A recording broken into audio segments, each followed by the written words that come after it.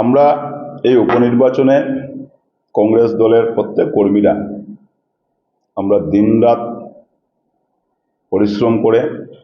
প্রত্যেকের কাছে আমরা ধলাইয়ের যে বর্তমান পরিস্থিতি, বিশেষ করে বিগত 30 বছর এখানে যিনি বিধায়ক ছিলেন পরিমল শুক্লবৈদ্য এবং আসামের মন্ত্রীও ছিলেন উনি 8 বছরের, উনার যে ব্যর্থতা,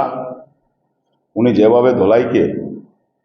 যে ভারতবর্ষের যে একটা অঙ্গ বা বিশেষ করে কাছাড় জেলার যে একটা অঙ্গ, কিন্তু ধলাইতে গেলে আমরা যখন প্রচারে গিয়েছি তখন দেখেছি ধলাইয়ের যে করুণ অবস্থা, যেখানে নেটওয়ার্ক নেই, যেখানে পানীয় জলের অভাব, এইসব যে উনার যে একটা জঙ্গলের মতো বানিয়ে রেখেছিলেন ধলাইকে, যে উনি একটা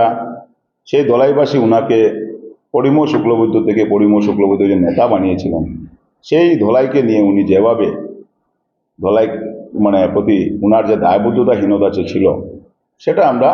জনসাধারণের কাছে তুলে ধরেছিলাম এবং জনসাধারণ এটা স্বতঃস্ফূর্তভাবে সাড়া দিয়েছেন এবং আমরা আশাবাদী যেভাবে জনসাধারণ এবার ভারতীয় জাতীয় কংগ্রেসের প্রার্থীকে দুই হাত ভরে আশীর্বাদ দিয়েছেন, আমাদেরকে যেভাবে সহযোগিতা জানিয়েছেন, আমরা আগামী 23 তারিখে আমরা 100% আমাদের জয় নিশ্চিন্ত, আমাদের প্রার্থী জয়ী হবেন এবং বিজেপি দল যেভাবে উনাদের কেন্দ্রে এবং রাজ্যে সরকার থাকায় উনি কিন্তু সরকার পক্ষের হয়ে কাজ করেছেন। বর্তমান যিনি ডিস্ট্রিক্ট কমিশনার আছেন উনি আমাকে স্পষ্ট ভাষায় নির্বাচনের দিন বলেছেন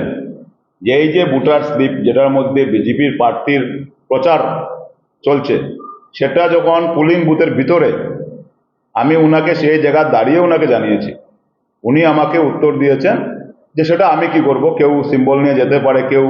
নিয়ে যেতে পারে, কিন্তু উনি নির্বাচন কমিশনের স্পষ্ট গাইডলাইন আছে ইলেকশনের দিন পোলিং বুথের ভিতরে কোনো ধরনের কোনো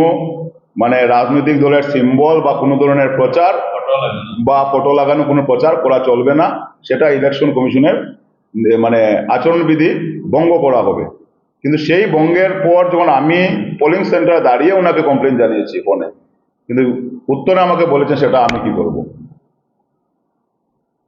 আমি জেলা ডিস্ট্রিক্ট কমিশনারের কাছে এটাই অনুরোধ করব যে আপনি আপনার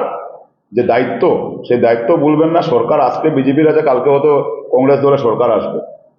আপনি আপনার আইএস অফিসার, আপনি আপনার দায়িত্বটা আপনি পালন করে যান। এইভাবে আপনি সরকারের হয়ে সরকার তল্পিবাহক হয়ে কাজ করবেন না।